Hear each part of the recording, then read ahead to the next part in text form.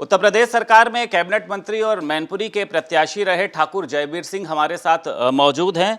परिणाम जो है सर वो एकदम इच्छा के जो ये कहा जा सकता है कि उल्टा रहे। हार का जो अंतर है वो बहुत ही ज़्यादा रहा। कहाँ पर आप कमी देखते हैं सर? देखिए, पहले तो देश की जनता को बधाइयाँ। लोकतंत्र में आस्था व्यक्त की, लोकतंत्र रूप से चुनाव हुए और कम से कम विपक्ष का रोना चिल्लाना चिल्लपों करना कि ईवीएम में बेईमानी कर लेते हैं वो बंद हुआ।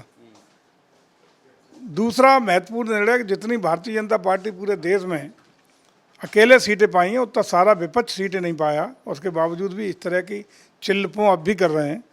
हम लोग आदरणीय मोदी के नेतृत्व में एनडीए को पूर्ण बहुमत के साथ जो एक लोगों का मत मिला है, लोगों का अभिव्यक्ति लोगों ने दर्ज कराई है और भारतीय जनता पार्टी को एनडीए को खासकर जो अपना आशीर्वाद देने का काम किया, उसके आधार पर मोदी जी तीसरी बार एक नया कीर्तिमान बनाते हुए देश के प्रधानमंत्री बनने जा रहे हैं। बहुत बहुत बधाइयाँ, शुभकामनाएं।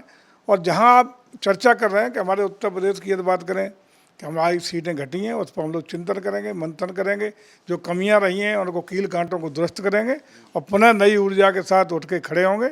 और आगामी जो भी चुनाव होंगे, चाहे विधानसभा का चुनाव हो, अन्य चुनाव हो, उसमें पुनः अपनी खोई हुई शक्ति जागृत करते हुए पुनः प्राप्त करेंगे। हार की वजह सर आप क्या देखते हैं? 400 पार का नारा नुकसान किया, संविधान आरक्षण की बात, चाहे अयोध्या के सांसद का भी बयान सभी ने सुना।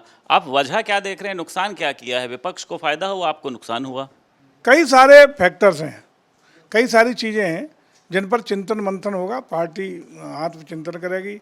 जो जो त्रुटियाँ कमियाँ हुई हैं उन सब पर दुरुस्त करने का काम किया जाएगा ताकि उनकी पुनरावृत्ति न हो और हम पुनः नई ऊर्जा के साथ आगे बढ़ेंगे। विपक्ष को फायदा हुआ है, ऐसा ना हो 2027 में भी आपको इसका भारी नुकसान उठाना पड़े, क्योंकि विपक्ष तो मजबूत स्थिति में आया सामने।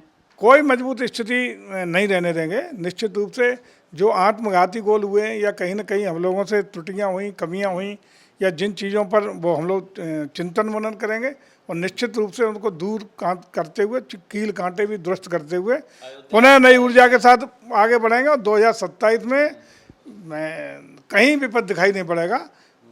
पूर्ण बहुमत की, प्रचंड बहुमत के साथ पुनः उत्तर प्रदेश में सरकार बनेगी और आगामी सारे चुनाव हम लोग जीतेंगे और जो भी कमियां हैं उनको दूर करेंगे। अयोध्या में राम मंदिर भी नहीं काम किया, फ्री राशन भी नहीं काम किया, सभी सीटों में अयोध्या सबसे ऊपर है और इसको लेकर तमाम तरीके की बातें भी सामने आ रही कि बीजेपी तो कहती थी जो राम को लाए हैं हम उनको लाएंगे, लेकिन यहाँ पर तो इसका उल्टा हो गया। अयोध्या की सीट पर क्या मान रहे हैं हार की वजह? इसको तो आप लोगों ने बहुत ज़्यादा बताया था।